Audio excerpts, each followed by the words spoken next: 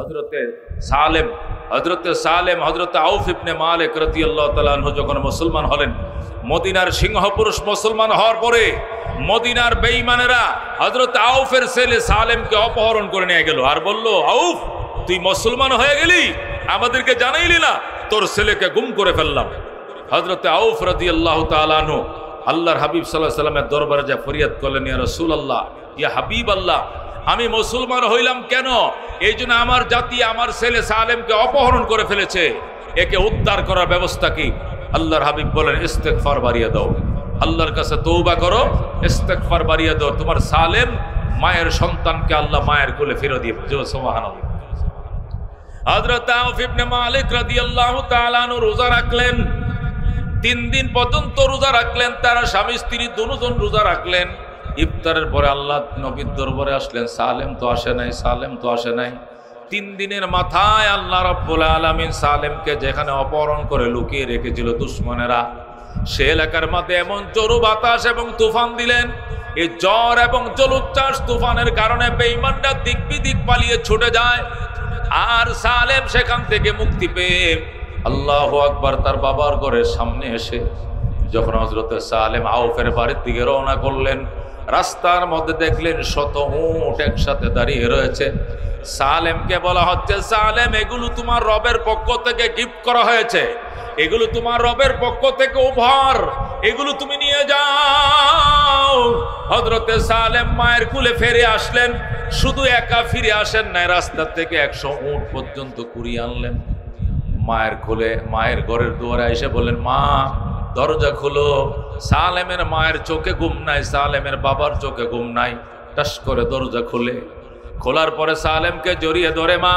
সালেম ডাক দেখো, বাবা বের হও, আমি শুধু একা আসি নাই, আল্লাহ আমাকে 100 উট পর্যন্ত গিফট করেছেন, হাদিয়ে দিয়েছেন।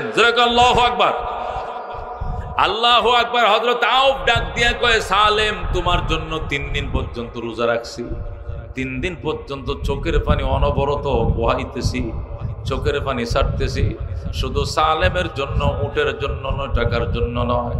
তুমি ফেরত আসছো, তোমারে পেয়ে আমরা খুশি, কিন্তু কার উটগুলো তুমি ধরে নিয়ে এসছো, এগুলো আল্লাহ কেন, এগুলো আমাদের ঘরে ঢুকবে না। সালেম ডাক দেখো, বাবা আমি কারো উট চুরি করে ডাকাতি করে চিন্তাই করে আনি নাই, এটি আমার রবের পক্ষ থেকে আমাকে উপহার দেওয়া হয়েছে। সুবহানাল্লাহ। হযরত আউফ বললেন, তুমি বললে হবে না, এই বিষয়টা সুরাহা করতে হবে, নবীর দরবারে যায়, চলো নবীজির দরবারে। হযরত সালেম বলেন, বাবাকে নিয়ে নবীর দরবারে গেলাম। বাবা আউফ ইবনে মালিক আল্লাহর হাবিবের দরবারে যেয়ে বলে, ও আল্লাহর হাবিব, আমার সালেম আসছে, আমার সালেম 100 উটও সাথে করে নিয়ে আসছে, আমি সালেমের আনা উটগুলো গ্রহণ করি নাই, আপনার কাছে ফতোয়া জিজ্ঞাসা করার আগে আমি এগুলো গ্রহণ করব না, আপনি বলেন উটগুলো গ্রহণ করব কিনা। নবী বলেন, সালেম এগুলো কোত্থেকে আনছো? কৌজুর মরুভূমির ভিতরে নিয়ে আমাকে বন্দি করেছিল, সেখানে ঝড় তুফান আসলে বেঈমানরা সব পলাইছে, গিরিলের ভিতরে আমার তালাবদ্ধ করে রেখেছিল, আমি গিরিলের ধরে টান দিছি, কবজা ছুটে যায়, আমি মদিনার দিকে রওনা করেছি, গভীর রাত্রে দেখি শত শত উট সারিবদ্ধ দাঁড়ানো, এক রশির মধ্যে বাঁধা। আমি চিন্তা করতে লাগলাম, কার উট জানি এই স্রোতের মধ্যে ভেসে যায়। তখন আমাকে গায়েবী আওয়াজ দিয়ে বলা হচ্ছে, এটি অন্য কার উট নয়, এগুলো তোমার উট, এটা আমি আল্লাহর পক্ষ থেকে তোমাকে গিফট করা হয়েছে, তুমি নিয়ে যাও, তুমি নিয়ে যাও। আল্লাহু আকবার। ইয়া রাসূলুল্লাহ, আমি আওয়াজ শুনেই সেই উটগুলো নিয়ে এসেছি, আমি কার উট চিন্তাই করে চুরি করে ডাকাতি করে আনি নাই, আমাকে আনতে বলা হয়েছে, আমি রবের আওয়াজ শুনেছি। আল্লাহর হাবিব সাল্লাল্লাহু আলাইহি ওয়াসাল্লাম বলেন, ঠিক আছে সালেম, রবের সিদ্ধান্তের কারণে যদি উটগুলো এনে থাকো, তাহলে আমি এখনই রবের থেকে কথাটা জিজ্ঞাসা করতে চাই। আল্লাহর হাবিব টেলিফোন করলেন, মাবুদ সালেমের উটগুলো বৈধ কিনা, কোত্থেকে আনলো, কিভাবে আনলো, আপনার পক্ষ থেকে গিফট করা হয়েছে কিনা, এগুলো জিবরাইলের মাধ্যমে আমাকে বিস্তারিত জানিয়ে দেন। সাথে সাথে জিবরাইল আলাইহিস সালাম আল্লাহর হাবিবের দরবারে হাজির হয়ে যায়।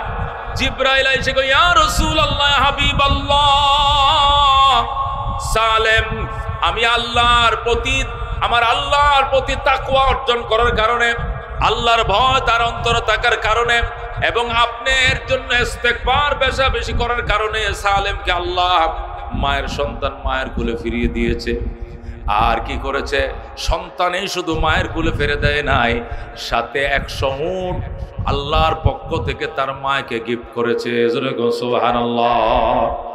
এই ব্যাপারে আল্লাহ আমাকে আয়াত দিয়ে পাঠাইছে। আল্লাহর হাবিব বলেন কোন আয়াত দিয়ে পাঠাইছে? জিবরাইল বলে আউযু বিল্লাহি মিনাশ শাইতানির রাজিম ওয়া মান ইয়াত্তাকিল্লাহা ইয়াজআল লাহু মাখরাজা ওয়া ইয়ারযুকুহু মিন হাইসু লা ইয়াহতাসিব। যারা আল্লাহর ভয় অন্তরে জায়গা দেয়, আল্লাহ তার রুদ্ধ পথ খুলে দেয়।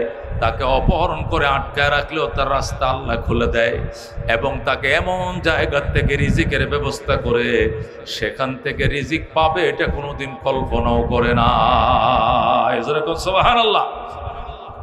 আল্লাহ রাব্বুল আলামিন এই আয়াত নাযিল করে যখন তার বন্ধুকে সান্ত্বনা দিলেন, বন্ধু এটা সালেমের তাকওয়ার কারণে, সালেমের বাবা মার তাকওয়ার কারণে, ইস্তেগফারের কারণে আমি সালেমকে গিফট করেছি। সালেম চুরি করে আনে না উটগুলো, আমি তাকে হাতিয়ে দিয়েছি।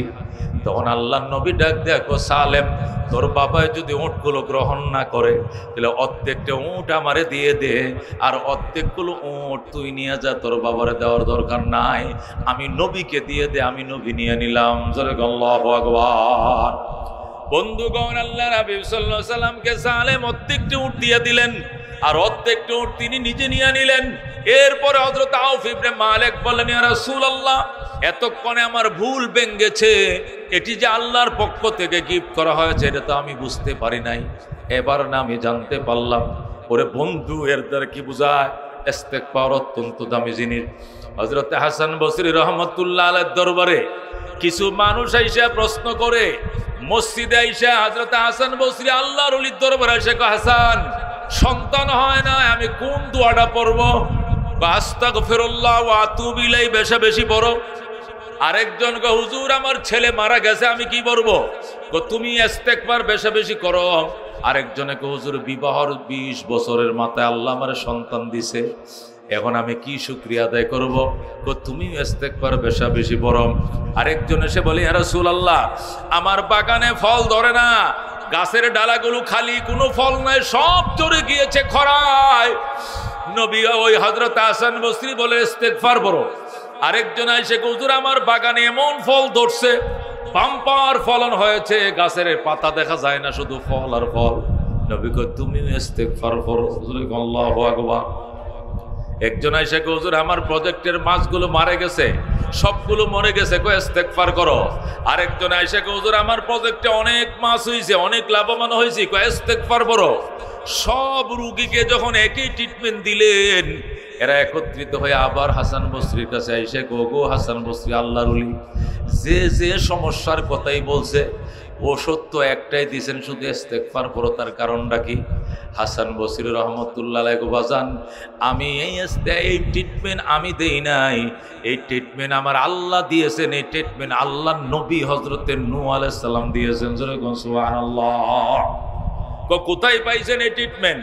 তখন হযরত হাসান বসরি বলেন, ক্বাল আল্লাহু তাবারাকা ওয়া তাআলা ফাকুলতু ইস্তাগফিরু রাব্বাকুম ইন্নাহু কানা গাফফারা ইউরসিলিস সামাআ আলাইকুম মিদরারা ওয়া ইউমদিদকুম বিআমওয়ালিন ওয়া বানিনা ওয়া ইয়াজআল লাকুম জান্নাতিন ওয়া ইয়াজআল লাকুম আনহারা। আল্লাহ বলেন, হযরত নূহ আলাইহিস সালাম বলছেন, ইস্তাগফিরু রাব্বাকুম, তোমাদের রবের কাছে ইস্তেগফার মারা, আস্তাগফিরুল্লাহ ওয়া আতুবু ইলাইহি বেশি বেশি বলতে থাকো। কেন? যদি ইস্তেগফার বেশি বেশি পড়ো, ইউরসিলিস সামাআ আলাইকুম মিদরারা, আল্লাহ পাঠিয়ে দিবেন আকাশে অনর্গল তোমাদের উপরে বৃষ্টি বর্ষণ করার জন্য। ওয়া ইউমদিদকুম বিআমওয়ালিন ওয়া বানিন, আল্লাহ তোমাদেরকে সম্পদ দিয়ে ভরে দিবেন, সন্তান দিয়ে ভরে দিবেন।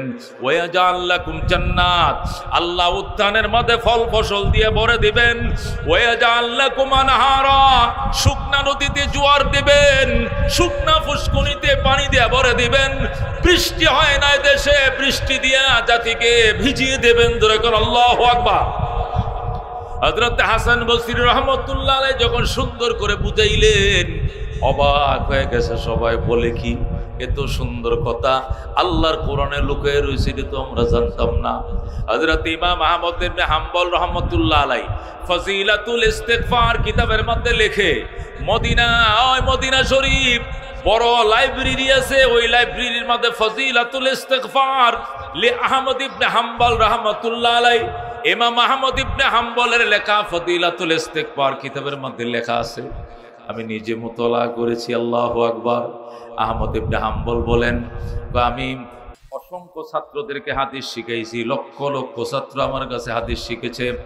এই হাদিস পড়ানোর মধ্যে আমার হঠাৎ ঘুম এসে যায়। আস্তে করে ছাত্রদেরকে বলি, যাও ছুটি, ঘুমিয়ে পড়বো। আমি ঘুমিয়ে গেলাম। আহমদ ইবনে হাম্বল বলেন, আমি ঘুমিয়ে গেলাম, ঘুমের মধ্যে স্বপ্ন দেখি হাসরের ময়দান কায়েম হয়ে গেছে। আল্লাহু আকবার। ইমাম আহমদ ইবনে হাম্বল বলেন, আমি ঘুমের মধ্যে স্বপ্ন দেখি হাসরের ময়দান কায়েম হয়ে গেছে। আল্লাহর ফেরেশতারা বলতেছে, আসো, লাইনে দাঁড়াও, আমলনামা ওজন করা হবে। তখন আমি লাইনে দাঁড়াইলাম, আমার সাথে আরো বহু উলামায়ে কেরাম অনেক তুলা ভরা লাইনে দাঁড়াইল। যখন লাইনে দাঁড়াইলাম তখন আমলনামা ওজন শুরু হয়ে গেল। আল্লাহর রহমতে আমার আমলনামার নেকির পাল্লা বাড়ি হইছে। সুবহানাল্লাহ। যখন আমলনামা ওজন দেওয়া শুরু হলো, আমার আমলগুলো উঠানো হলো, আমি দেখতেছি আমার আমলনামা বাড়ি হয়েছে, তার মানে আমি কি জান্নাতি। আল্লাহু আকবার।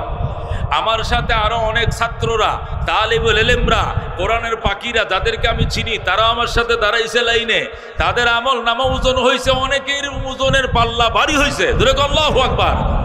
যখন আমলনামার পাল্লা বাড়ি হয়েছে তখন তো বিরাট খুশি আমরা। আল্লাহ ডাক দেখো, যাও হে আহমদ, তোমরা জান্নাতে যাও। তখন জান্নাতে যাওয়ার জন্য রওনা করলাম।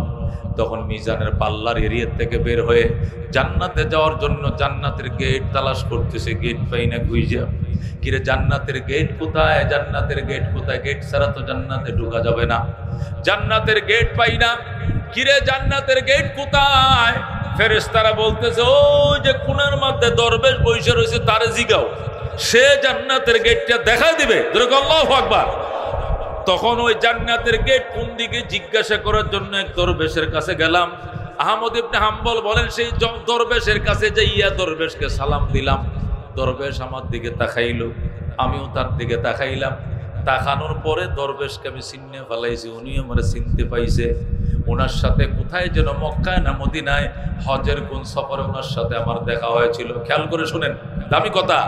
আহমদ ইবনে হাম্বল বলেন, ওই লোকটা আমার দিকে তাকাইলো, আমি তার দিকে তাকাইলাম। আমি তাকে জিজ্ঞাসা করব, জান্নাতের গেটটা কোন দিকে, গেটটা দেখায় দেন। আমি জিজ্ঞাসা করব, জিজ্ঞাসা করার আগে তার দিকে তাকাইলাম, উনি আমার দিকে তাকাইলো, আমি তারে সালাম দিলাম। সালাম পাওয়ার সাথে সাথে লোকটা মুচকি হাসি দিয়া আমার দিকে তাকাইলো, আমি তার দিকে তাকাইলাম। মনে হলো যেন লোকটারে আমি অনেক আগের থেকে চিনি। এর সাথে সাথে ঘুম ভেঙে যায়। আল্লাহু আকবার। জান্নাতের গেট খানা আর জিজ্ঞাসা করার সুযোগ পাইনি, ঘুম ভেঙে যায়। যখন ঘুম ভেঙে যায় তখন আমি পেরেশান হয়ে গেলাম। আমি কি দেখলাম? আমি দেখলাম জান্নাত হাসর কায়েম হয়ে গেছে, হিসাব নিকাশ শুরু হয়ে গেছে, আমার হিসাব হয়ে গেছে, আমার মিজানের পাল্লা, নেকির পাল্লা বাড়িও হয়েছে, ডান হাতে আমি আমলনামা পাইছি। এখন জান্নাতে যাইব, গেটটা চিনি না, গেট জিজ্ঞাসা করব কোন দিকে। যে লোকটার কাছে গেলাম তার কিনারে গেছি, দাঁড়াইছি, সালামও দিছি, কিন্তু জিজ্ঞাসা করার আগে ঘুম ভেঙে যায়। কি সর্বনাশটা করলাম, গেটটা তো আর পাইলাম না, দেখতে পাইলাম না। আহমদ ইবনে হাম্বল বলেন, তখন ওই লোকটার চেহারা আমার চোখের মধ্যে তখনও ভাসতেছে। আল্লাহু আকবার। যে লোকটাকে স্বপ্ন দেখেছিলাম, সালাম দিয়েছিলাম, ওই লোকটার ছায়াটা, কায়াটা, তার মায়াটা, তার চেহারা, স্মৃতিটা আমার চোখে ভাসতেছে। আমি খুব খেয়াল করলাম, কই যেন দেখছিলাম, ওই লোকটাকে খুঁজে বের করতে হবে। আহমদ ইবনে হাম্বল বললেন, দেখছি তো স্বপ্নে, এখন সজাগ হয়ে লোকটারে খোঁজাখুঁজি করতেছি। খুঁজতে আমার দেশ থেকে 350 মাইল রাস্তা চলে গেলাম। আল্লাহু আকবার। ইমাম আহমদ ইবনে হাম্বল বলে, আমার বাড়ি যেখানে, সেখান থেকে প্রায় 350 মাইল রাস্তা চলে গেলাম। চলে যাও, ওই লোকটাকে পাইলাম। আল্লাহু আকবার। ওই লোকটাকে পাইলাম, যে লোকটাকে আমি জান্নাতের গেটের মধ্যে সালাম দিয়েছিলাম। উনি আমার দিকে তাকিয়ে মুচকি হাসি দিয়েছিল, আমিও তাকে দেখে হাসি দিয়েছিলাম। ওই লোকটার দিকে আমি তাকাইলাম। আল্লাহু আকবার। এরপরে আমার ঘুম ভেঙে যায়। ঘুম থেকে উঠে লোকটাকে খুঁজতে গেলাম। এটা আমার বাড়ির থেকে প্রায় 350 মাইল দূরে। সেখানে যায় পাইলাম। যাওয়ার পরে দেখি একটা এই লোকটা বসে রয়েছে এক জায়গায়, আমি ওই লোকটাকে আবার সালাম দিলাম ওইভাবে যেভাবে স্বপ্ন যুগে আমি সালাম দিয়েছিলাম। সালাম দেওয়ার সাথে সাথে উনি আমার দিকে তাকাইলেন ওইভাবে স্বপ্ন যুগে দেখছিলাম যেভাবে তাকাইছিল, এবং মুস্কি হাসি দিলেন ওইভাবে যেভাবে স্বপ্ন যুগে সে আমার দিকে তাকায় মুস্কি হাসি দিয়েছিল। এরপরে আমি তারা জিজ্ঞাসা করলাম, ভাই আপনি বলেন তো কি আমল করেন জীবনে? আমি জান্নাত পাইছি, জান্নাতের আমল নামা পাইছি, নেকির পাল্লা ভারী হয়েছে, কিন্তু গেট খুঁজে পাই না। খোঁজার জন্য আপনাকে জিজ্ঞাসা করতে বলা হয়েছে। নিশ্চয়ই আপনি বিখ্যাত বুজুর্গ, আল্লাহর ওলি, নিশ্চয়ই বড় মাপের কোন আলেম হবেন, বুজুর্গ হবেন, আবদাল হবেন, কুতুব হবেন, ওলি হবেন। সুতরাং আপনার পরিচয় খানা দেন, আপনি কি করেন, আপনি কত বড় আলেম, কত বড় মুফতি মুহাদ্দিস। লোকটা ডাক দেখো, বাবা আমি মুফতিও না, মুহাদ্দিস না, বড় কোন আলেম নই, আমি একজন রুটির কারিগর। আল্লাহু আকবার। আমি চাপাতি বানাই, আমি তুন্দুল রুটির মেকার, আমি গরম চুলার পাশে দাঁড়ায় রুটি বানাই, আমি একজন তুন্দুল রুটির কারিগর, আমি তুন্দুল বানাই, আমি চাপাতি বানাই। সারাক্ষণ আমি গরম চুলার পাশে দাঁড়ায় থাকি, গরম চুলার পাশে দাঁড়িয়ে দাঁড়িয়ে আমি চুলার মধ্যে রুটি সেকি। তাহলে তুমি রুটিওয়ালা এত বড় বুজুর্গ হইলা, আমল কি করো তুমি? নামাজ তো আল্লাহর হুকুম কোনোদিন কাজা করি নাই। রুটি খোলা দেই, রুটি বানাই, রুটি বেলি, রুটি তাপ দেই, রুটি আমি সেকি। যতক্ষণ আমি রুটি বানানোর কাজ করি ততক্ষণ শুধু বলতে থাকি আস্তাগফিরুল্লাহ ওয়া আতুবু ইলাইহি, আস্তাগফিরুল্লাহ ওয়া আতুবু ইলাইহি, আস্তাগফিরুল্লাহ রাব্বি মিন কুল্লি যামবি ওয়া আতুবু ইলাইহি, আস্তাগফিরুল্লাহ আল্লাযী লা ইলাহা ইল্লা হুয়াল হাইয়ুল কাইয়্যুম ওয়া আতুবু ইলাইহি। জোরে কোন আল্লাহু আকবার। ইমাম আহমদ ইবনে হাম্বল লোকটাকে জড়ায়া ধরলেন, গালের মাঝে চুমু খাইলেন, কপালে চুমু খাইলেন, এবং তার অন্তর চক্ষু খুলে যায়। আল্লাহু আকবার। অবাক হয়ে গেলেন বাজান, ইস্তেগফারের নিয়ে এত পাওয়ার, ইস্তেগফারের বরকতে আল্লাহ তোরে কোথায় নিছে তুই নিজেও জানোস না। আল্লাহু আকবার। আমি আহমদ ইবনে হাম্বল হাজার হাজার উলামায়ে কেরাম, লাখো লাখো উলামায়ে কেরামের উস্তাদ, এটা বড় কথা নয়। আমার সাথে আরো বহু বড় বড় বুজুর্গানে দিন যারা জান্নাতের আমল নামা ডাইন পেতে পাইছে, এদেরকেও দেখছি তোমার কাছে যায় সালাম দেয় জান্নাতের গেটটা দেখা দেওয়ার জন্য। নিশ্চয়ই তুমি বড় মাপের বুজুর্গ, কুতুব এবং আবদাল। বলো রে বাবা, জীবনে কোন আমল করো তুমি? আমি রুটি বানাই, আমি মেখা রুটির কারিগর, রুটি বানাই, তবে জবানটা আমি বন্ধ রাখি না, শুধু আস্তাগফিরুল্লাহ ওয়া আতুবু ইলাইহি। আমার কাজ চলতে থাকে, আমার তাসবিহও চলতে থাকে, ইস্তেগফারও চলতে থাকে। সুবহানাল্লাহ। বন্ধুগণ, ক্বালা রাসূলুল্লাহ সাল্লাল্লাহু আলাইহি ওয়াসাল্লাম মান লাযিমাল ইস্তিগফার। আল্লাহর হাবিব মুসলিম শরীফের হাদিস, রাহমাতুল লিল আলামিন ইরশাদ করেন, মান লাযিমাল ইস্তিগফার, যে ব্যক্তি ইস্তিগফারকে আঁকড়ে ধরবে, জাআলাল্লাহু মিন কুল্লি যিকিন মাখরাজা, আল্লাহ তার সমস্ত সংকীর্ণ পথ তার জন্য উন্মুক্ত করে দিবেন, খুলে দিবেন। আল্লাহু আকবার। অভাব তার জন্য দূর করে দিবেন। ওয়া মিন কুল্লি হাম্মিন ফারাজা, এবং সকল দুশ্চিন্তা থেকে আল্লাহ তারে মুক্ত করে দিবেন। ওয়া ইয়ারযুকুহু মিন হাইসু লা ইয়াহতাসিব, এবং এমন জায়গা থেকে আল্লাহ তার জন্য রিজিকের ধার খুলে দিবেন, সেখান থেকে রিজিক পাবেন। এই কথা কল্পনা ও সেই বান্দায় কোনোদিন করবে না। জোরে বল সুবহানাল্লাহ। এরকম প্রচন্ড তাপ চলতেছিল মিশরে। ও মুসলমান, বিরাট তাপ চলতেছে মিশরে। মিশরের নীল নদ শুকিয়ে গেছে, নদীতে পানি নাই, নালায় পানি নাই, ডুবায় পানি নাই, কুয়াগুলো শুকিয়ে গিয়েছে, গাছের ফলগুলো মারা যাচ্ছে, ক্ষেতের ফসলগুলো মারা যাচ্ছে। আল্লাহু আকবার। জোয়ার বাটা নাই নীল দরিয়ায়। মিশরের মানুষ দলে দলে মুসা নবীর কাছে হাজির। ওগো আল্লাহর পয়গম্বর, মানুষ মারা যায়, পশু পাখি মারা যায়, বৃষ্টি নাই, বাদল নাই, দোয়া করেন। আপনি কলিমুল্লাহ, আপনি আল্লাহর সাথে ডাইরেক্ট কথা বলেন, আপনি মুনাজাত করলে বৃষ্টি হয়ে যাবে, 1 সেকেন্ড দেরি হবে না। জোরে কর আল্লাহু আকবার। মুসা আলাইহিস সালাম বলেন, তোমরা বেশি বেশি দোয়া করতে থাকো, বনি ইসরায়েল কত কিসিমের মোনাজাত করলো, কত কিসিমের ইস্তেসকার নামাজ পড়লো, বৃষ্টি হয় না। সর্বশেষ সবাই মূসা নবীকে বাধ্য করলো, আপনি সিজদায় না পড়লে বৃষ্টি হবে না, আপনি কান্নাকাটি শুরু করেন।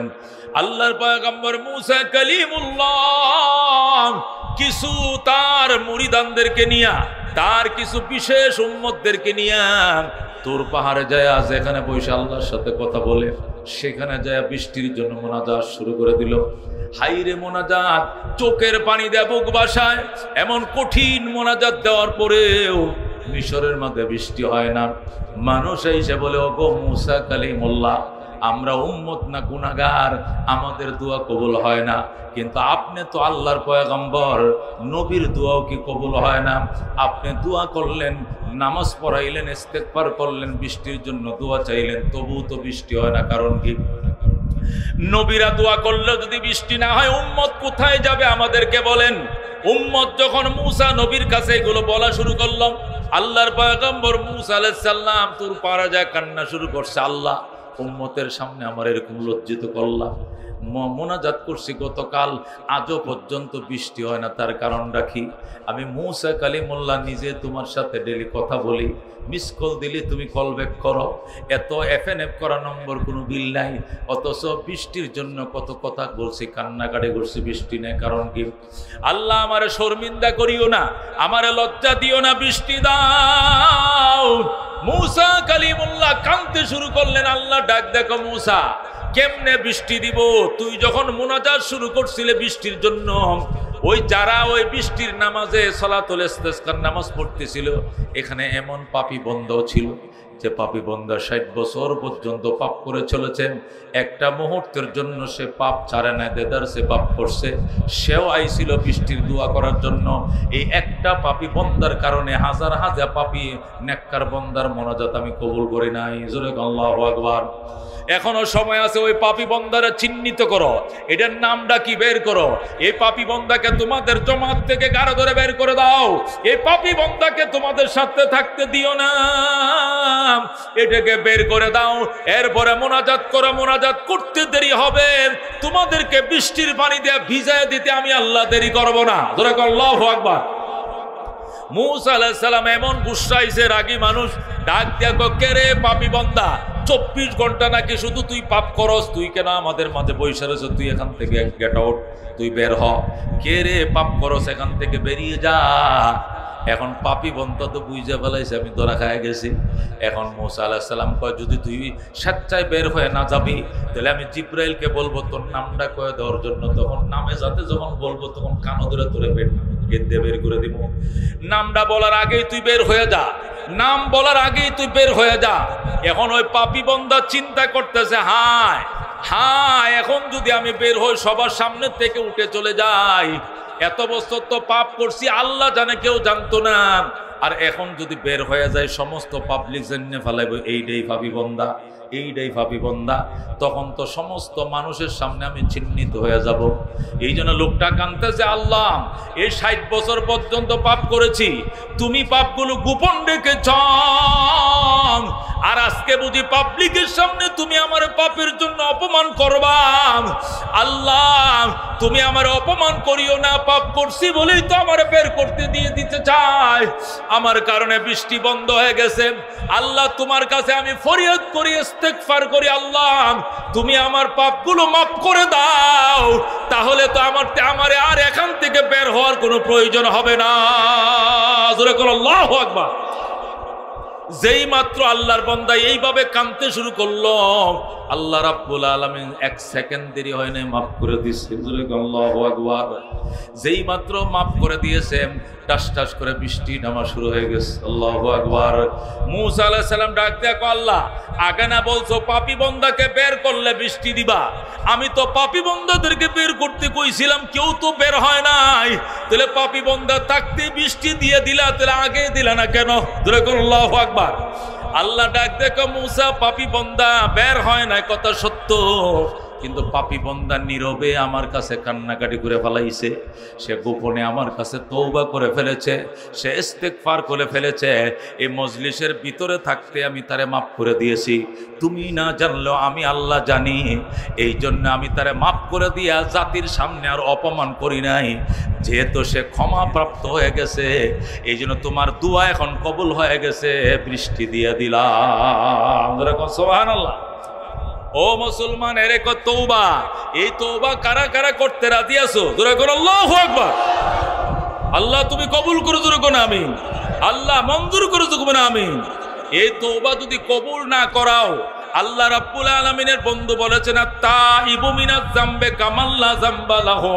যে ব্যক্তি গুনাহ থেকে খাস দিলে তওবা করে, আল্লাহ তাকে এমন নিষ্পাপ বানায় যেন সে জীবনে পাপই করে নাই। আল্লাহু আকবার। একটা মানুষ জীবনে যদি পাপ না করে, সে যেরকম নিষ্পাপ, তওবা করার পরে যদি কোনো আল্লাহর বান্দা তওবা আল্লাহ কবুল করে, তাহলে সেও হয় এমন নিষ্পাপ। আল্লাহু আকবার। এই জন্য মুসলমান ইস্তেগফারের দ্বারা শুধু গুনাহ মাফ হয় তাই নয়, ইস্তেগফারের দ্বারা গুনাহ মাফ হয়, ইস্তেগফারের দ্বারা আল্লাহ বৃষ্টি দেয়, ইস্তেগফারের দ্বারা সন্তান না হলে আল্লাহ সন্তান দেয়, ইস্তেগফারের দ্বারা আল্লাহ বাগানে ফল দেয়, ইস্তেগফারের দ্বারা বাগানে ফুল দেয়, ইস্তেগফারের দ্বারা খেতে ফসল দেয়, ইস্তেগফারের দ্বারা নদীতে জোয়ার দেয়, বাটা দেয়, ইস্তেগফারের দ্বারা শুকনো জমিনে আল্লাহ বৃষ্টির পানি দিয়ে ভরে দেয়।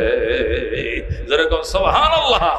বন্ধুগণ, রাহমাতুল লিল আলামিন সাল্লাল্লাহু আলাইহি ওয়াসাল্লামের উম্মত, এই জন্য ইস্তেগফার বাড়াও, আল্লাহর বান্দা ইস্তেগফার বাড়াও। আর এই ইস্তেগফারের জন্য ইলম ছাড়া কোনো ব্যবস্থা নাই, কোনো ইলম ছাড়া কোনো ব্যবস্থা নাই। আজকে আমরা জাহেল, আজকে মূর্খ, ইংরেজি শিখছি, ইটালিয়ার ভাষা শিখছি, সাউথ কোরিয়ার ভাষা শিখছি, দক্ষিণ কোরিয়ার ভাষা শিখছি, কিন্তু কপাল পোড়া কোরআন শরীফের ভাষাটা শিখি নাই। কথা কোন ঠিক নাই? আল্লাহ নবী বলেন, ইন্নাল্লাযী লাইসা ফি জাওফিহি শাইউম মিনাল কোরআন কাল বাইতিল খারিব। যে ব্যক্তির ভিতরে কোরআন নাই, সে বিরান ভূমি, বিরান গড়ের মতো। গড় বানাইলে যদি বসবাসকারী না থাকে, সামসিকা, তেলাপোকা, ইঁদুর, বাঁদর, মাকড়, শুয়োর, বানর, আল্লাহু আকবার, জিন, পরীরা, ভূত ফেরতরা যেরকম বাসা বাঁধে, ওই ইমানদারের কলিজার ভিতরে যদি কোরআন না থাকে, তখন বেঈমানি, মুনাফিকি, পাপ তার কলিজার মধ্যে বাসা বাঁধে। কথা কোন ঠিক না? এই জন্য এলেম দিয়া সিনাকে নূর বানাও, এলেম দিয়া সিনাকে মুনাফফর বানাও, এই এলেম দিয়া সিনাকে আলোকিত করম। এই এলেম ছাড়া কোনো বিকল্প নাই।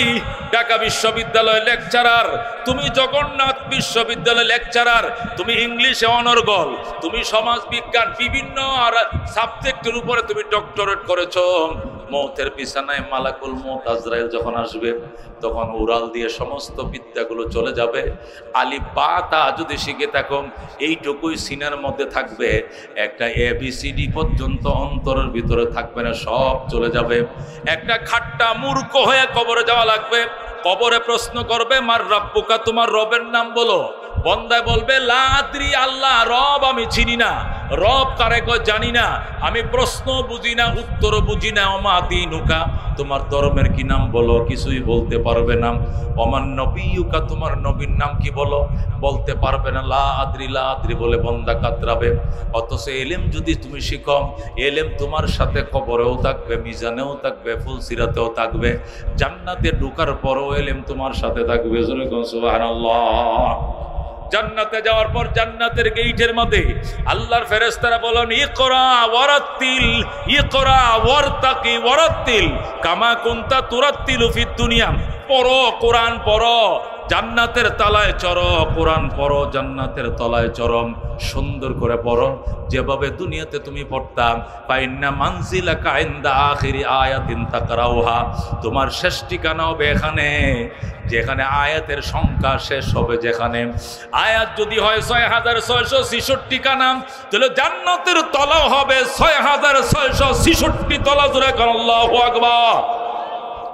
ওই দিন ওই ময়দানে মাহশরে, কঠিন ময়দানে মাহশরে, এক একটা তালিবুল ইলম, এক একটা কোরআনের পাখি। নিজে জান্নাতে যাবে, তার বাবাকে জান্নাতে নিবে, তার মাকে জান্নাতে নিবে, তার ভাইকে, তার বোনকে, তার শ্বশুরকে, তার শাশুড়িকে, ও বন্ধু তার চাচাকে, তার চাচিকে, তার খালাকে, তার খালুকে, তার মামাকে, তার মামিকে, তার লজিক মাস্টারকে, তার লেখাপড়া সাহায্য করছিল কে, এমন 10টা ব্যক্তিকে টাইনা জাহান্নাম থেকে বের করে জান্নাতে নিবে, যে 10 জন 10 জনের উপরে জাহান্নাম অবধারিত ছিল। আল্লাহু আকবার। এই কোরআনের পাখিরা রাস্তা দিয়ে হেঁটে যায়, ফেরেশতারা ওয়েলকাম জানায়, আহলান সাহলান তয়্যিবান মারহাবা। আসো কোরআনের পাখিরা, আসো, নরম নরম পাখাগুলো তোমাদের জন্য বিছায়া দিলাম, শুভেচ্ছা স্বাগতম, তালিবুল ইলমের আগমন। জোরে বল আল্লাহু আকবার। আল্লাহ নবী বলেন, ওই তালিবুল ইলমরা যদি রাস্তা দিয়ে হেঁটে যায়, আল্লাহু আকবার, 2 ধারে ফেরেশতারা শুয়ে যায়, এদের জন্য সমুদ্রের মাছ কান্দে, এদের জন্য গর্তের পিপিলিকাও পর্যন্ত কান্দে। সুবহানাল্লাহ। গর্তের পিপিলিকা পর্যন্ত কোরআনের পাখিদের জন্য কান্দে, সমুদ্রের মাছ পর্যন্ত কোরআনের পাখিদের জন্য কান্দে। আল্লাহু আকবার। হযরতে জুনায়েদ বাগদাদী রহমতুল্লাহ আলাইহি লেখেন, আমাদের বাগদাদ শহরে একটা মাদ্রাসা ছিল, বাগদাদ তিজলা নদীর পারে। আমাদের বাগদাদ শহরে তিজলা নদীর পারে মাদ্রাসা ছিল। ওই মাদ্রাসা একটা ছেলে পড়তো, তার নাম হলো আব্দুর রহমান। ছেলেটা ছিল ইতিম, তার বাবা নাই, তার মা আছে, তার আর কোনো ভাই নাই, বোন নাই, সে একাই ছেলে। তার মা তাকে আমগো মাদ্রাসা ভর্তি করছে। জুনায়েদ বাগদাদী বলেন, এই ছেলেটা উস্তাদের ওজুর পানি নদীর ঘাট থেকে এনে দিত 5 ওয়াক্ত। আজান দিলেই ছেলেটা বদনা নিয়ে নদীর ঘাটে যাইতো, উস্তাদের জন্য ওজুর পানি আনতো। আরেকদিন সকালবেলা ফজরের টাইমে কুয়াশায় ঢাকা ছিল, আমাবস্যার অন্ধকার ছিল, নদীতে জোয়ার ছিল, পানি আনতে যায়, স্লিপ খায়া পিছলা খায়া ছেলেটা পানিতে পড়ে মারা যায়। উস্তাদ কয়, কিরে আব্দুর রহমান কি পানি নিয়ে আসে নাই? আব্দুর রহমান আসে নাই, দৌড়াইয়া গেছে, যায় দেখে বদনাটা পড়ে রয়েছে, ছেলেটা নাই। ও মুসলমান, ছেলে নাই, স্লিপ খাওয়ার দাগ দেখা যায়, ছেলেটা পানিতে পড়ে মারা যায়, বদনাটা পড়ে রয়েছে, এতিম ছেলে আব্দুর রহমান আসে নাই। আল্লাহু আকবার। নামাজ পড়ছে, নামাজ পড়ে ওই মহিলারে ডাকছে, মা তোমার ছেলেটা তো পানিতে পড়ে মারা গেছে। মহিলাকে, হুজুর চিন্তা করিয়েন না, এই জন্য আপনার প্রতি আমার কোনো দাবি নাই, শুধু আমার নদীর ঘাটলা দেখায়া দেন, কোন ঘাট দিয়ে আমার ছেলে আপনার ওজুর পানি আনতে গেছিল আমার দেখায়া দেন। দেখাইলে কি হবে? আমি ঘাটখানা একটু দেখব, কোন ঘাটলা দিয়ে আমার ছেলে আপনার জন্য ওজুর পানি আনতো, আমি যাব। মহিলাকে দেখাইয়া দিছে। জুনায়েদ বাগদাদী বলেন, ওই ঘাটে নিয়ে গেলাম যে ঘাট দিয়া তার ছেলে হুজুরের পানি আনতে গিয়ে পড়ে মারা গেছে। মহিলা নদীর ঘাটে যায়, আকাশের দেখা তাকায় কান্দে, মালিক আমার আব্দুর রহমান কই? আমার আব্দুর রহমান কোথায়? বাবা তুমি কোথায়? তোমার অবাগিনী মা নদীর ঘাটে দাঁড়ায় রইছে, তুমি আমার একবার আম্মু কয়া ডাক দাও। আল্লাহু আকবার। মহিলা যখন কয়, আব্দুর রহমান রে তুমি কোথায়? সন্তান পানির নিচ থেকে কান্দে, মা আমি আছি, পানির নিচে আছি, আমি এখানে আছি। যেই মাত্র ছেলে বলছে আমি পানির নিচে আছি, মহিলা বুরকা নিয়ে পানির নিচে ডুব দিছে। ডুব দিয়ে কয়েক মিনিট পরে নিজের জিন্দা সন্তান কোলে নিয়ে পানির উপরে ভাইসা যায়। আল্লাহু আকবার। হযরত জুনায়েদ বাগদাদী বলেন, আমরা টাইনা মহিলাকে, ওই বাচ্চাকে উঠাইলাম নদীর পারে। উঠানোর পরে আমি সাররে শক্তির দরবারে গেলাম। ওই দেশের বিখ্যাত আল্লাহর ওলি ছিলেন সাররে শক্তি। ওই সাররে শক্তির কাছে যাই বললাম, হুজুর এটা কি দেখলাম? জীবনে কত কুদরত দেখলাম, এমন বড় কুদরত তো জীবনে দেখি নাই। ছেলেটা 10 ঘন্টা আগে পানির তলে পড়ছে, 10 ঘন্টা পরে মা ডাক দিছে, পানির নিচে ডুব দিয়ে জিন্দা সন্তান নিয়ে পানির উপরে বসছে। এ 10 ঘন্টা সে পানির নিচে জিন্দা ছিল কেমনে? সাররে শক্তি ডাক দেখো, মা আল্লাহ নবী 1000 বছর আগে বলে গেছেন, কোরআনের পাখিদের জন্য নদীর মাছ পর্যন্ত কান্দে। হাত্তাল হিতানু ফিল মা, এমনকি মাছ পর্যন্ত পানির নিচে কান্দেন। ও জুনায়েদ বাগদাদী শোনো, এই আব্দুর রহমান যখন পানির নিচে পড়ে যায়, সাঁতার জানে না, কোরআনের পাখি শুধু ডুবে আর বাসে, ডুবে আর বাসে।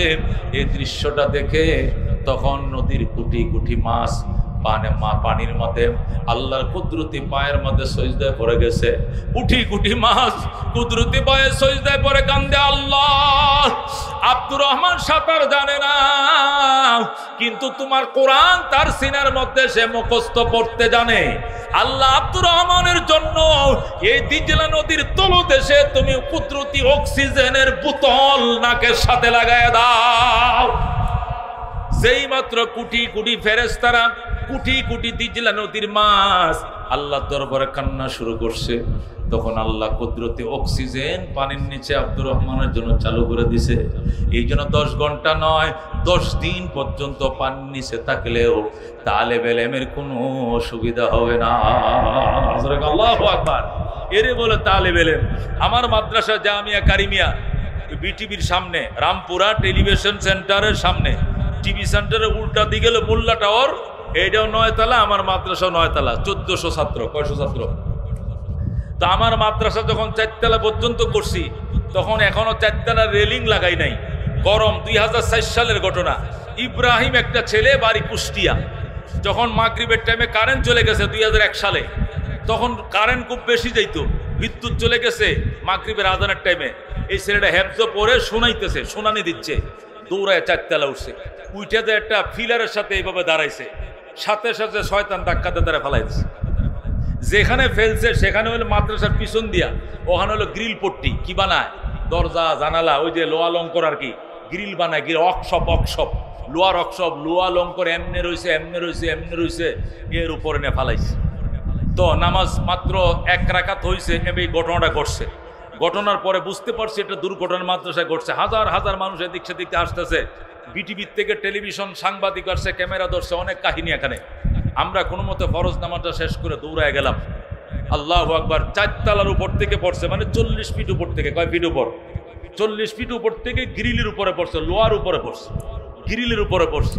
আমরা তো জানি স্পট ডেট, মারা গেছে, আমার নামে মামলা হবে, মাদ্রাসা কমিটির নামে মামলা হবে, প্রিন্সিপালের সামনে মামলা হবে, এটা তো স্বাভাবিক। টেলিভিশন আছে এখানে, মানবাধিকার কর্মীরা আসবে, কত কি, হাজার হাজার মানুষ। ইব্রাহিম ছেলেটা মাত্র হেফজ শেষ করে সে শুনাইনি দিতেছে, কিতাবখানা ভর্তি হয় নাই। আমরা গেলাম, যাওয়ার পরে দিকে সে হাসতেছে, যেরকম আল্লাহু আকবার। আমাদেরকে বলতেছে, হুজুর আপনারা কাইদেন না, আমার কিচ্ছু হয় নাই। আমি যখন ওখানে দাঁড়াইছিলাম, গরম সহ্য করতে না পেরে আমি উপরে গেলাম, শুধু দাঁড়াইতে দেরি, আমার ধাক্কা দিতে দেরি হয় নাই। যেই মাত্র আমাকে ধাক্কা দিল একটা শয়তান, সাথে সাথে আরেকজন বলতেছে, কি করলে রে, কি করলে, কোরআনের পাখিটারে কেন ফেললে? এই বলে আমার নিচে দেয়সা নরম একটা তাবলিগের বেডিং, মনে হয়েছে তাবলিগের একটা নরম বেডিং আছে না, বেডিং, এরকম একটা নরম বালিশ আমার নিচেতে ধরে দিছে। ধরে সুবহানাল্লাহ। আমি বলতেও পারি না, আমাকে আস্তে করে আইনে গ্রিলের মধ্যে শোয়াই দিছে, আমি একটু ব্যথা পাই না। ধরে আল্লাহু আকবার। رزينا قسمة الجبار فينا لنا علم وللأعداء مال فإن الماء لا يفنى عن قريب وإن العلم يبقى لا يزال لقد زان البلاد ومن عليها إمام المسلمين أبو حنيفة فما في المشرقين له نذير ولا في المغربين ولا بكوفة سبحان الله। হযরত জুনায়েদ বাগদাদির ডাক দেখো, এ জুনায়েদ বাগদাদি শোন, আজ থেকে 1000 বছর আগে রহমাতুল্লিল আলামিন বলেছেন, কোরআনের পাখিদের জন্য জমিনের ফেরেশতারা কান্দে, আকাশের ফেরেশতারা কান্দে, সমস্ত মখলুক কান্দে, গর্তের পিপিলিকাও কান্দে, নদীর মাছ পর্যন্ত কান্দে। আল্লাহু আকবার। হযরত আবু বকর কোরআনের প্রথম পাখি ছিলেন, রহমাতুল্লিল আলামিন কোরআনের প্রথম শিক্ষক ছিলেন। আবু বকর আর আল্লাহর হাবিব গুহার মধ্যে হিজরতের রাত্রে আবু বকরের পায়ে সাপ কামড় দিয়েছে। আল্লাহু আকবার। আবু বকর সাপের ব্যথা সইতে পারে না, শুধু পানির গুলো মুছতেছে, হঠাৎ করে 1 ফোঁটা পানি শিক্ষকের গাল মোবারকে পড়ে যায়। আল্লাহ নবীর ঘুম ভেঙে যায়। নবী গো, আবু বকর আমারে ঘুম পাড়ে, তুমি কান্দো। নবী গো, আমি সাপের ব্যথা সইতে পারি না। সাপ কামড় দিছে, হুজুর এই যে পায়ের মাথায় কামড় দিছে, আল্লাহ নবী কো পায়ের তলা দেখাও। পায়ের তলা দেখাইলো, নবীজি মুখের থেকে তুতু নিয়ে লাগা দিলেন, সাথে সাথে সাপের বিষ পানি হয়ে যায়। আবু বকর আবার পাউডার রাখছে, নবী তো আবার পাও রাখলা কেন? হুজুর আমাকে আমার কামড় দেখ, আমাকে আবার কামড় দেখ, সহ্য করব, কিন্তু আপনাকে কামড় দিতে দেব না, দিব না। নবী বলে আবু বকর একবার কামড় দিছে, এইটাই তো জবাব দিয়ে কুল পাবে না, আবার নে কামড় দিবে, জীবনেও দিবে না। তুই পাউডার সরা, একবার কেন কামড় দিল জবাব দিতে হবে। আবু বকর পাউডার সরাইছে, নবীকে গর্তের সাপ বের হয়ে আয়।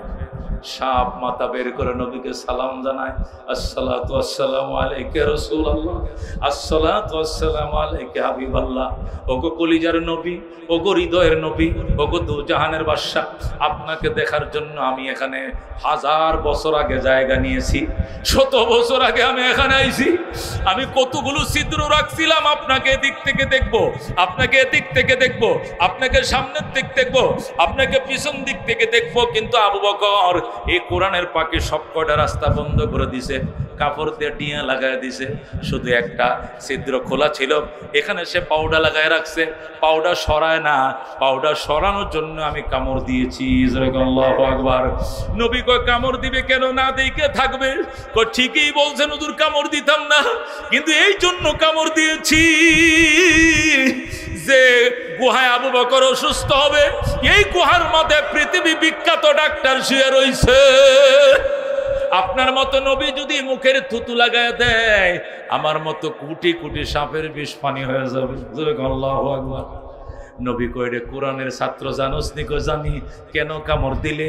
কো কামড় দিতাম না, কামড় দিয়েছি এই জন্য চিকিৎসার জন্য বাহিরে যাইতে হবে না, যে গুহায় কামড় দিয়েছি ওই গুহায় ডাক্তার ঘুমায় রইছে।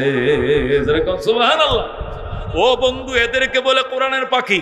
আবু বকর কোরআনের প্রথম ছাত্র ছিলেন, এই জন্য সাপের বিষে তাকে ধ্বংস করতে পারে নাই, হত্যা করতে পারে নাই, মেরে ফেলতে পারে নাই। আল্লাহর কোরআনের পাখিদের প্রতি আলাদা একটা মায়া আছে। পৃথিবীতে আমেরিকা, লন্ডন, ইটালি, এই ইন্ডিয়া সহ করোনা যখন স্থবির হয়ে যায়, ওই সময় বাংলাদেশ আলহামদুলিল্লাহ মাদ্রাসাগুলো খোলা ছিল। কেন? কোরআনের পাখিরা 12 লক্ষ কোরআনের হাফেজ 4টা বাজে ওইটাই ইয়াসিনুল কোরআনুল হাকিম পড়া শুরু করছে, 85 লক্ষ আলেম তাহাজ্জুদ পড়া শুরু করছে। এই কারণে ইন্ডিয়াতে একদিনে যে মানুষ মারা গেছে, বাংলাদেশে 3 বছরে করোনা এতগুলো মানুষ মারা যায় না। এই কথা ঠিক কিনা?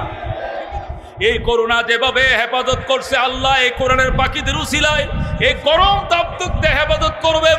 হাসরের ময়দানে কঠিন বিচার থেকে আলেমদের উসিলায় আল্লাহ হেফাজত করবে। কতক্ষণ ঠিক কিনা? এই জন্য কারারে বন্ধু নিজের একটা সন্তানকে হাফেজ বানাইতে চাও, হাত বাড়াও। কারা একটা ছোট ভাইকে আলেম বানাইতে চাও, হাত বাড়াও। বাজান হাত বাড়াল্লাহ তুমি কবুল করো, আমিন। এ বাজান আগে তো বুঝাইতাম ছেলেকে হাফেজ বানাইলে নূরের টুপি পরবা, পরকালে পাইবা সুপারিশ। এখন নূরের টুপি বাদ দাও, দুনিয়াতে তুমি বাদ পাইবা। আর স্কুল কলেজে পড়াইলে বুড়ো হইলে তোমার বৃদ্ধাশ্রমে রাইকে তোমার বাড়ি দখল নিবে। কথা কোন ঠিক কিনা? এখন নগরটাই বুঝো, বাকিটা বাদ দাও। বাকিটা যদি বিশ্বাস করো তাহলে ভালো, যদি বিশ্বাস নাও করো নগরটা বিশ্বাস করো।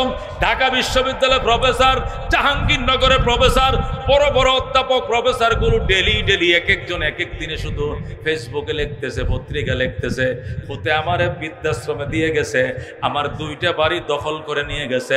জাহাঙ্গীরনগর বিশ্ববিদ্যালয়ের প্রফেসর ফারুক সাহেব তিনি বলেন, আমার হাজারিবাগ একটা বাড়ি, লালবাগ একটা বাড়ি, আমার 2টা ছেলে, একটা মেয়ে, আমরা অস্ট্রেলিয়া কানাডার থেকে MBA BBA করা আনাইছি। যেই মাত্র আমি রিটায়ার্ড হয়ে গেলাম, ছেলেগুলো মেয়েগুলো আমার বাড়ি দখল করে নিয়ে আমার গাজীপুরে বৃদ্ধাশ্রমে থয়ে গেছে। ও দুনিয়ার মানুষ, আপনারা আপনাদের সন্তানকে আলেম বানান, হাফেজ বানান। দুনিয়াতে 2 মুঠ ভাতও খাওয়াবে, চিকিৎসা করাবে, হাসরের ময়দানে সুপারিশও করাবে। কথা কোন ঠিক কিনা? মুসলমান কঠিন ময়দানে হাসরে মুসিবতের দিনে তোমার সন্তান দুনিয়াতে বিপদে পড়লে জেলখানায় গেলে যেরকম সন্তান দেখতে যায়, বিপদে পড়লে সন্তানের দিকে তাকায় তাকায়, সন্তান আমারে বাঁচা, ও আমার ছেলে, আমার মামলাটা ডিল কর, আমারে জামিন করা।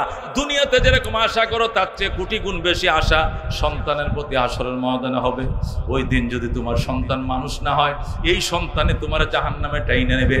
আর যদি সন্তান মানুষ হয়, আলেম হয়, হাফেজ হয়, নাজাতের জন্য আর কিছু লাগবে না, টাইনা জান্নাতে ঢুকাবে। কথা কোন ঠিক কিনা? এই জন্য নবী বলছেন, কোন আলেমান আও মুতাআল্লিমান আও মুঈনান আও মুহিব্বান ওয়ালা তাকুন খামিসা। আলেম হও, ছাত্র হও, মহব্বতকারী হও, সাহায্যকারী হও, এর বাহিরে যায় না। কঠিন ময়দানে মাশরে নাজাতের জন্য যথেষ্ট হবে বাজান। মিরপুরে অনেক কিছু আছে, মিরপুরে এমপি আছে, মিরপুরে মন্ত্রী আছে, মিরপুরে যুবলীগ আছে, আওয়ামী লীগ আছে, ছাত্রলীগ আছে, যুবদল আছে, বিএনপি আছে, জাতীয় পার্টি আছে, জমাত আছে, শিল্পপতি আছে, গার্মেন্টসের মালিক আছে, সার্ভিসের মালিক আছে, মিল ফ্যাক্টরির মালিক আছে। মিরপুরে মুফতি দেলোয়ার সাহেব আছে। কথা কোন ঠিক কিনা? কে আছে? মুফতি দেলোয়ার সাহেবের মতো একজন এলেমের জাহাজও আছে। এই জাহাজের সাথে আর কোনো কিছুর তুলনা চলে না। কথা ঠিক কিনা? আন্তর্জাতিক মানের আলেম, বাংলাদেশ জাতিক নয়, আন্তর্জাতিক, পৃথিবী বিখ্যাত, হাতে গোনা পৃথিবীতে বড় মাপের 10 জন আলেমের একজন আলেম আল্লামা দেলোয়ার সাহেব। কথা ঠিক কিনা? এই লোক মিরপুরে আছে, আকবর কমপ্লেক্সে আছে। আপনাদের তো দূরে না কাছে? কত? 7 কিলো না 3 কিলো? 1 কিলো। কথা কোন ঠিক কিনা? তাহলে মরার পরে কার মন চায় যদি জানাজা আমার মিরপুরে হয়, তাহলে মুফতি দেলোয়ার সাহেব যেন আমার জানাজাটা পড়ায়। এটা কার মন চায়? 8টা বারানছে হাত নামান। মরার পরে এই আমগো এলাকার এমপি সাহেব যেন আমার জানাজা অন্তত হাজির তাই, আর ইমামতি করলে বেশি বালা। এরকম কারখার নিয়ত আছে, একটু কনসে দিই। এই মহব্বত গেল কই? মহব্বত গেল কই? একটা লোক তো হাত পারলাম যে এমপি সাহেব জানাজাটা ভরায়। ওনাদের মাত্র নেতৃত্ব মাতবরে দুনিয়াতে। কথা ঠিক কিনা? পরকালে কার? ওলামায়ে কেরামের। পরকালের ভক্তি, শ্রদ্ধা, ভালোবাসা কাদের প্রতি? নবীর ওয়ারিস আলেমদের প্রতি। কথা ঠিক কিনা? ঠিক